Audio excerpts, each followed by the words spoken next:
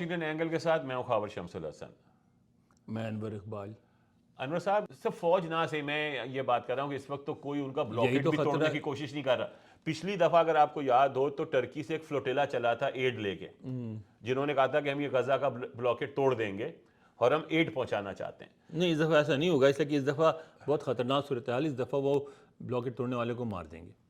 تو میں وہی آپ سے کہہ رہا ہوں, تو مطلب یہ کہ کیا سارے مسلمان ملک جو ہیں وہ ہاتھ پہ ہاتھ دھرے بیٹھے رہیں گے اور دیکھتے رہیں گے کہ جو فلسطینی ہیں وہ مر رہے ہیں؟ بہت بڑا ڈیسیشن ہے, بہت بڑا ڈیسیشن ہے. سب سے بڑا ڈیسیجن کسی وقت تو لینا پڑتا ہے. ایسا ڈیسیجن ہے کہ جس میں آپ کو یہ فیصلہ کرنا پڑے گا کیا آپ امریکہ کے خلاف اعلان جنگ کرنے کو تیار ہیں. نہیں, میرا تو سوال یہ ہے کہ کیا یہ امریکہ کے خلاف اعلان جنگ ہوگا آپ یا اس کو نہیں نہ ہوگا؟ سمجھیں, اس کو لفظوں میں آپ بیان نہیں کر سکتے, لیکن اس کا نتیجہ یہ ہوگا کہ اگر آپ انوالو ہوں گے دوسرے ممالک وہاں معاملہ بڑھا تو امریکہ کے جو جنگی ایسٹس ہیں موجود وہ مسلمانوں کے خلاف استعمال ہوں گے. صرف مسلمانوں کے خلاف تو ہو ہی رہے ہیں, مطلب یہ کہ آپ یہ کہہ رہے ہیں کہ دوسرے مسلمان ملکوں کے خلاف بھی استعمال. لیکن یہ حزب اللہ کا رول آپ کیا دیکھ رہے ہیں؟ کہ حزب اللہ جو ہے اور ایکٹیولی اس میں گھسے گا؟ ابھی تک تو وہ نہیں چاہ رہے کہ زیادہ بڑھے, کیونکہ ان کو بھی دھمکی تو لگا دی ہے اسرائیل نے کہ ہم لبنان کی اینٹ سے اینٹ بچا دیں گے. نہیں, بہت بہت سوچ سمجھ کے کریں گے, کیونکہ بجا سکتے ہیں اینٹ سے اینٹ, خاص طور پہ امریکہ کی مدد سے. تو جو بھی ری ایکشن آئے گا بہت سے, یہ اس پہ حماس کا بیان بھی آیا تھا, انہوں نے کہا کہ ہمیں اسرائیل کے لیے تو ہم تیار تھے, ہمیں اندازہ نہیں تھا کہ امریکہ کا رد عمل اتنا شدید ہوگا, اور اس شدت کی وجہ سے ہم پریشان ہیں. پریشان تو ہیں وہ, کیونکہ نہیں, وہ امریکہ تو ظاہر ہے, وہ تو بیچارے پھنس چکے ہیں نا. تو آپ کو اس کا کیا حل نظر آ رہا ہے؟ مطلب حماس کیا کر سکتی ہے جس سے یہ جنگ رک جائے؟ حماس تو کچھ بھی نہیں کر سکتی. نہیں, حماس تو کچھ نہیں کر سکتی. اسرائیل تو اس نتیجے پہنچ جائے تو وہ مارے روکے جو بھی کریں, اسرائیل تو نہیں روکنے والا. نہیں, لیکن یہ ہے کہ اگر جنگ پھیل گئی, جی, یہی تو خطرہ جس سے امریکہ اس کو آپ سمجھا رہا ہے کہ اب جنگ پھیل جائے گی. امریکی آپ بیانات دیکھیں نا پچھلے 2-3 دن سے جو واشنگٹن سے آ رہے ہیں, جو وہاں جا کے بیانات دے رہے ہیں امریکی آفیشیل, وہ یہ کہہ رہے ہیں کہ اب آپ کے پاس ٹائم کم رہ گیا ہے, اگر آپ نے جلد از جلد اپنے ٹارگٹس اچیو نہ کیے تو یہ پھیل جائے گی یہ جنگ, اور اس میں دوسرے بھی انوالو ہو جائیں گے. دوسرے ایکٹر جب اگر انوالو ہو گئے تو پھر یہ جنگ بہت بڑی جنگ بن جائے گی. اور کیا امریکہ اس حد تک کرے گا کہ جا کے وہاں ایران اور دوسرے ممالک کے خلاف نیوکلیر ہتھیار استعمال کرے, ان پہ حملے کرے؟ وہ امریکہ نہیں کرے گا. امریکہ کیا کرے گا کہ ہتھیار تھوڑے سے میزائل مارے گا, تھوڑے سے بومبنگ کرے گا, ادھر روک دے گا ادھر روک دے گا. لیکن اگر یہ سلسلہ شروع ہو گیا اور لوگ مسلسل لانے لگے, اور تو اسرائیل پہ بھی دباؤ پڑ جائے گا, کیونکہ اس دفعہ یہ ہو رہا ہے کہ وہ پہلے 2-3 دن کی جنگ کے بعد عرب بھاگ جاتے تھے, صفایا ہو جاتا تھا اور سب کچھ وہ جا کے اٹھا کے لے آتے تھے. اس دفعہ ایسا نہیں ہو رہا ہے. سر 3 ہفتے ہو گئے ہیں ان کی بومبنگ چل رہی ہے, اور جو انہوں نے گراؤنڈ ڈیفینسو کیا اس میں ان کو ریزسٹنس بہت مل رہی ہے. خبریں تو نہیں آ رہی, خبریں تو باہر نکل نہیں رہی ہیں. کئی 100 فلسطینی فوجی بھی مارے گئے ہیں, فلسطینی کر رہے ہیں اسرائیلی فوجی بھی مارے گئے ہیں. کہہ رہے ہیں رپورٹس تو یہی ہیں, لیکن اس وہ کی کہہ رہے ہیں کہ 1000 سے, کئی لوگ تو کہہ رہے ہیں 1000 سے زیادہ مارے گئے ہیں. اچھا, اس کی کوئی مصدقہ اطلاعات نہیں آ رہی کیونکہ انہوں نے کمپلیٹ بلیک آؤٹ کیا. بالکل. تو دیکھیں, Turkey is a big country in Middle East, صحیح ہے, نیٹو ایلائی, نیٹو ممبر بھی ہے, ٹھیک ہے. وہاں پہ بہت بڑی بڑی پروٹیسٹ ہو رہی ہیں, اور اب وہ بات یہ کہہ رہے ہیں کہ ودانا میں جو یو ایس بیس ہے اس کا گھیراؤ کرنے کی باتیں ہو رہی ہیں. یہ جو پریشر بڑھے گا, اچھا یہاں تک کہ اس طرح کا پریشر بڑھے گا, یہ جو مظاہرے ہیں, گھیراؤ ہے, اس طرح کا بڑھے گا. میرا نہیں خیال کہ ترکی یا ایران جنگ میں شامل ہوں گے, لیکن اس طرح کا. سر دیکھیں, ٹرکی کا جو اردوغان صاحب ہیں وہ واحد صدر ہیں جنہوں نے ایکچولی ریلی سے خطاب کیا ہے. ٹھیک ہے, ان کا ایک بیک گراؤنڈ ہے. ایگزیکٹلی, تو ان کا جو بیک گراؤنڈ ہے تو وہ اس ریلیز کو روک نہیں رہے. یہ جب پریشر بڑھے گا تو ٹرکی, پچھلی دفعہ بھی اگر آپ کو یاد ہو تو ٹرکش عورتیں مائیں یہ کہہ رہی تھیں کہ ہمارے بچوں کو بھیجو جا کے ان کو بچائیں دوسرے مسلمانوں کو. ٹھیک ہے, اس قسم کا جب سینٹیمنٹ بڑھتا ہے, Turkey again being a big power, economically بھی بڑی پاور ہے, ملٹریلی بھی بڑی پاور ہے, تو ٹرکی کا کتنا انفلوئنس ہے. اور اس وقت آبویسلی جو کنسپیکیوس بائی سائلنس ہے وہ ایجپٹ ہے.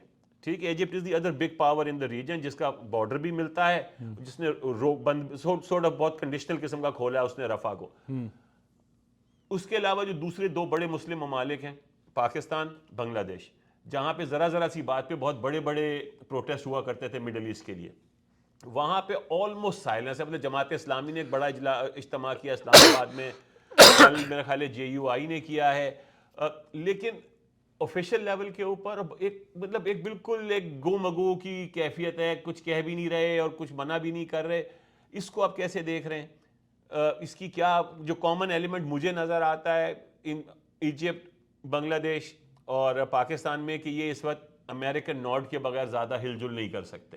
آپ اس کو کیسے دیکھ رہے ہیں؟ نہیں، صرف امریکن ناٹ کی بات نہیں ہے، پاکستان پہ ہم فوکس کرتے ہیں تو دیکھیں پاکستان میں تو ہمیشہ ہی پرو امریکن گورنمنٹ رہی ہے، اس کے باوجود پروٹیسٹ ہوتے رہے ہیں، بڑے بڑے پروٹیسٹ ہوتے رہے ہیں، جی ٹھیک ہے۔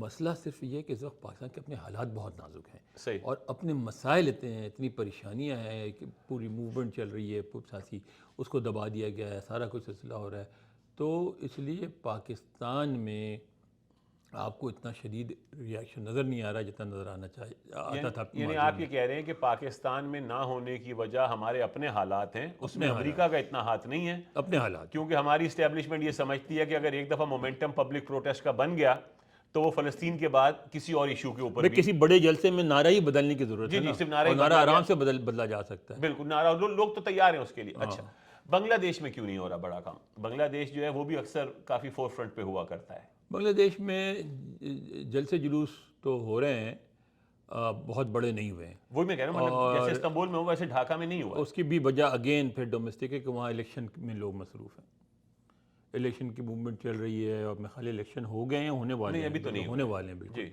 بالکل ہی قریب ہونے والے ہیں۔ آج بھی میں بیان دیکھ رہا تھا، تو وہاں ایک بہت بڑا مسئلہ ہے ان کا کہ جو پارٹی ہے پاور میں وہ اب پاپولر نہیں رہی، اور جو پاپولر ہے ان کو پاور میں نہیں آنے دے رہے ہیں، ان کے بڑے سارے لیڈروں کو، کچھ کو تو یہ کہہ کے کہ انہوں نے پاکستان کا ساتھ دیا تھا، پھانسی دے جی دیا، وہ تو خالدہ ضیاء کو تو علاج کے لیے بھی باہر نہیں جانے دے رہے، کافی سختی تو ہے وہاں۔ وہ وہاں بھی وہی خوف ہے حسینہ واجد کو کہ اگر مظاہروں کی اجازت مل گئی فلسطین کے نام پہ شروع ہوئے تو میرے خلاف ہو جائیں گے، تو وہاں بھی میں خالی ڈومیسٹک پالیٹکس ہے۔ اور سیم ود ایجپٹ، ایجپٹ میں کیا ہے؟ ایجپٹ میں تو ایجپٹ میں جو بھی بڑے مظاہرے ہوتے رہے ماضی میں، اس میں حکومت کا یہ رویہ رہا ہے کہ حکومت نے اس کو ساتھ دیا ہے، اور اس کی وجہ سے بہت بڑے، کیونکہ وہاں تو بہت ظلم ہوتا ہے، وہ بڑی کنٹرولنگ قسم کی گورنمنٹ ہے، ٹھیک ہے۔ جی اچھا، اب اس دفعہ جو حکومت ہے وہ سی صاحب اس نے اس میں بڑا محتاط قسم کا وہ رویہ رکھا ہے، اسٹریٹجی رکھی ہے کہ امریکہ کے دباؤ میں بھی اس طرح نہیں آیا جس طرح امریکہ چاہتا تھا کہ اپنے بارڈر کھول دیں اور اس کے بعد فٹافٹ وہ ہوسٹیجز وغیرہ اور یہ وہ نکل جائیں، اور اس کے بعد اور فلسطینی بھی آ جائیں، پھر فلسطینی کو وہاں سے نارتھ افریقہ مکمل کر لے جائے اور غزہ اور پورا غزہ جو ہے وہ خالی کرا لیا جائے، اسرائیل کو دے دیا جائے۔ لیکن مصر نے یہ بھی نہیں کیا، لیکن مصر نے بڑے مظاہرے بھی نہیں ہونے دیے، کیونکہ مصر کی سرحدیں ملتی ہیں، مصر خود بڑی مشکل میں پڑا ہوا ہے اس ایشو کو لے کے، تو مصر اس لیے بہت احتیاط سے چل رہا ہے۔ سر اگر اس پہ آپ ایک دیکھیں تو بائیفرکیشن یہ بن رہی ہے کہ جو عرب ملک ہیں وہاں پہ بہت کم مظاہرے ہوئے اور وہ کنٹرول کیا ہوا ہے، یا لوگ ویسے ہی نہیں نکلتے وہاں پہ، آئی ڈونٹ نو۔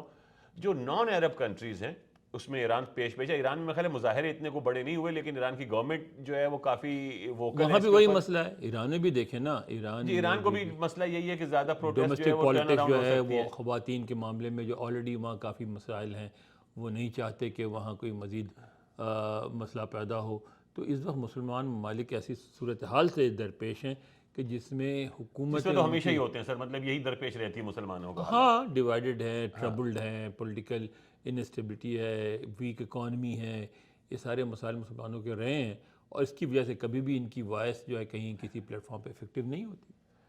تو سر اب پیچھے رہ جاتے ہیں دو بڑے ممالک، چائنا اور رشیا، ٹھیک ہے، ان کی طرف سے میں نے کوئی دو ٹوک بیانات نہیں دیکھے ہیں، وہ اس مسئلے پہ ووکل نہیں ہیں۔ دے نہیں سکتے، کیوں نہیں دے سکتے؟ اس لیے کہ آپ رشیا کو دیکھیں، رشیا کے اسرائیل سے بھی تعلقات رہتے ہیں، ہمیشہ رہے ہیں، حالانکہ جب وہ پوری طرح سیریا کا اور عراق کا ساتھ دیتا تھا اس وقت اس سے تعلقات رکھے ہیں۔ سب سے زیادہ سیٹلرز آباد جو یہودی وہ رشین ہیں، وہ رشین ہیں وہاں، ٹھیک ہے، اور ان کی پالیسی تھی کہ اب ہمارا مسئلہ ہے، ان کو نکال کے وہاں بھیجو تو ہمارا ہی فائدہ ہوگا، ہمارے ملک میں یہودی کی تعداد کم ہوگی۔ تو رشیا جو ہے اس پہ ایک بڑی پوزیشن لے کے اپنے لیے مسائل نہیں کریٹ کرے گا۔ رشیا کسی بھی معاملے میں آپ دیکھیں رشیا ایک حد تک جاتا ہے، کیونکہ اب رشین کو یہ بھی احساس ہے کہ وہ سوویت یونین کی طرح اتنی بڑی پاورفل پاور نہیں رہے ہیں، اور وہ امریکہ میں جہاں ڈائریکٹ کنفرنٹیشن کی بات امریکہ سے آتی ہے وہ تھوڑا سا پیچھے بھی ہٹ جاتے ہیں، سوائے اس کے کہ جہاں ان کے اپنے مفادات کا مسئلہ براہ راست یوکرین میں، تو وہ ان کے بارڈر کے ساتھ ہی ہے نا۔ یوکرین کو رشیا نے کبھی ایک الگ ملک نہیں سمجھا، تو وہ تو اپنی بقا کی لڑائی لڑ رہے ہیں، ورنہ وہ نہیں کرتے۔ چین کا بھی یہی مسئلہ ہے کہ چین کی اکانومی مستحکم ہو رہی ہے، لیکن ایک نیا چیلنج کھڑا کر دیا گیا ہے بھارت کی شکل میں، جو نظر آ رہا ہے کہ کچھ عرصے بعد دوسری سب سے بڑی اکانومی بن جائے گی۔ تو چائنا اپنی مارکیٹ بھی، ویسٹرن مارکیٹس بھی نہیں کھونا چاہتا، چائنا اپنا اثر و رسوخ بھی رکھنا چاہتا ہے۔ تو چائنا کے بھی مفاد میں وہ ہے جس کو پنجابی میں کہتے ہیں نیمے نیمے ہو کے لگ جائے اس معاملے میں، کیونکہ ورنہ اگر وہ بڑی پوزیشن لیتا ہے تو وہ اس کے مفاد میں نہیں ہوگا۔ تو مقصد یہ ہے کہ یہ ساری گفتگو کے بعد طے یہ ہوا کہ بیچارے فلسطینی جو ہیں دیر آن دیئر اون، ہمیشہ ہوتا ہے، آپ کو اپنی لڑائی خود لڑنی پڑتی ہے۔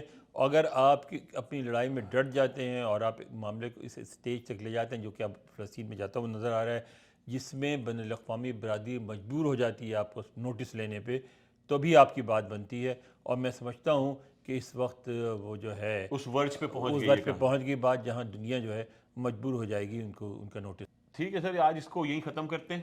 دیکھنے کا شکریہ، please like, subscribe and click on the bell icon. Thank you. Thank you very much.